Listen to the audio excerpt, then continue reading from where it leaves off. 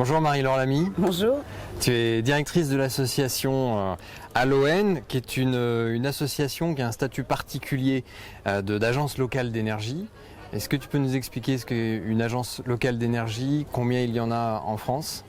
Alors, les agences locales de l'énergie et du climat maintenant sont au nombre d'à peu près une quarantaine sur la France, fédérées au sein de la fédération Flamme. Et on est 7 agences aujourd'hui en Bretagne, bientôt 8. D'accord. Notre spécificité, c'est qu'on est des associations créées par les institutionnels. Par exemple, ALOEN, créée en 2005, a été fondée par l'Orient Agglomération, l'ADEME, Agence de transition écologique, et le Conseil régional de Bretagne.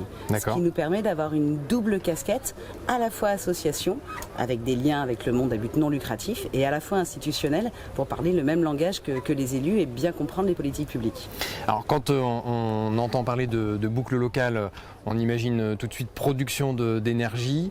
Est-ce que c'est le cas ? Quelles sont les spécificités peut-être d'ALOEN ? Alors c'est vrai qu'en 2013, suite à l'appel à projet de la région Bretagne pour constituer des boucles énergétiques, ALOEN a eu envie d'emmener l'Orient Agglomération sur une boucle énergétique qui repose sur les humains. Alors, j'ai l'habitude d'appeler ça le PFH, le précieux facteur humain.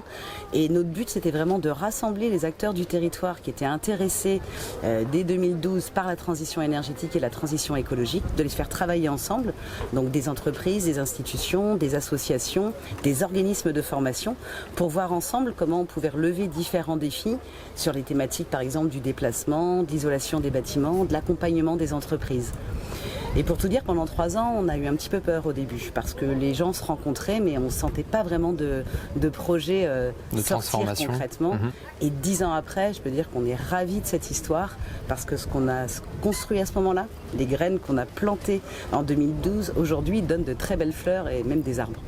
Et alors, justement, en termes de réalisation, ça prend quelle forme ? Eh bien, ça nous permet, par exemple, d'être beaucoup plus efficace pour répondre ensemble à des appels à projets, qu'ils soient européens, nationaux. On a eu, par exemple, un gros projet investissement d'avenir financé par l'ADEME nationale en 2016, avec 12 acteurs au sein d'un consortium qui a été constitué en 15 jours. Donc ça nous donne une grande force. Et puis aujourd'hui, ça nous permet de nous embarquer sur une nouvelle façon de faire de l'économie et du développement économique du territoire, qui ne soit plus basée sur la concurrence et sur l'appauvrissement des idées, mais plutôt sur la coopération et comment, en se mettant tous ensemble, on est plus intelligent et plus durable. Alors justement, les collaborations avec Maison Glace qui nous accueille aujourd'hui, elle prend quelle forme ?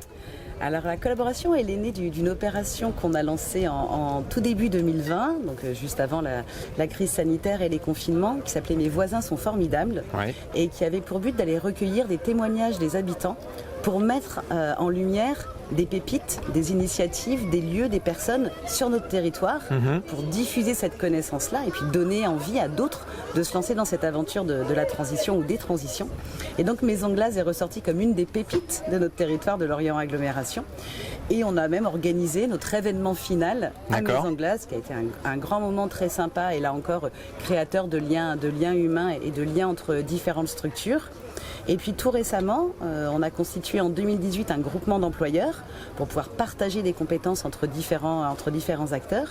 Et Maison Glace vient de nous rejoindre début 2022, donc on est ravis. Très bien.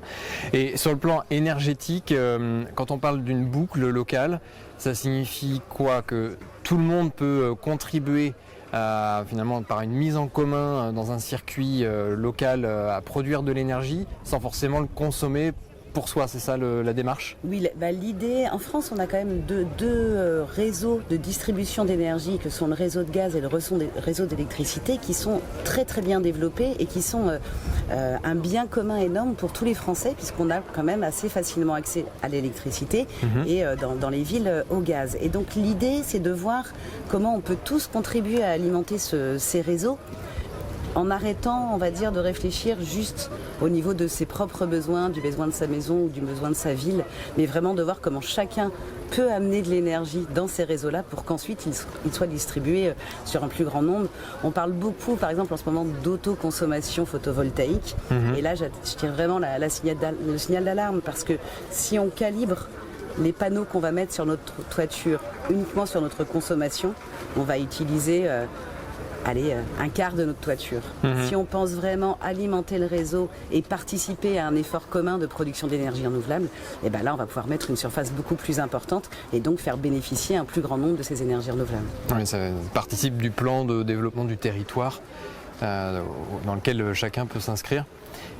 Et dans la transition énergétique au sens où on a besoin que ceux qui ont des richesses en énergie, en potentiel énergétique, puissent en faire bénéficier ceux qui n'en ont pas. Il y a des fois il y a du vent, il y a des fois il y a du soleil, tout ça, ça se complète plutôt pas mal.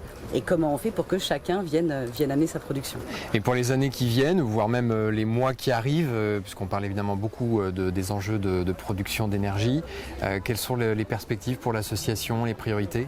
Alors nous, ce qui nous intéresse beaucoup, c'est vraiment le modèle économique. Aujourd'hui, on est basé sur un modèle économique extrêmement consommateur de richesses naturelles et de richesses humaines, parce qu'on voit que les humains fatiguent, s'épuisent, on parle de burn-out, c'est beaucoup d'interrogations sur le sens.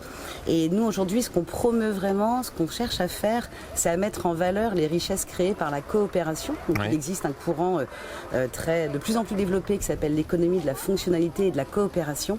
Et le but premier qu'on se donne à Aloën aujourd'hui, c'est de montrer, de prouver, notamment aux décideurs politiques, qu'ils ont tout intérêt à aider les acteurs du territoire à coopérer tous ensemble plutôt qu'à se faire concurrence. Très bien, merci Marie-Laure. Merci.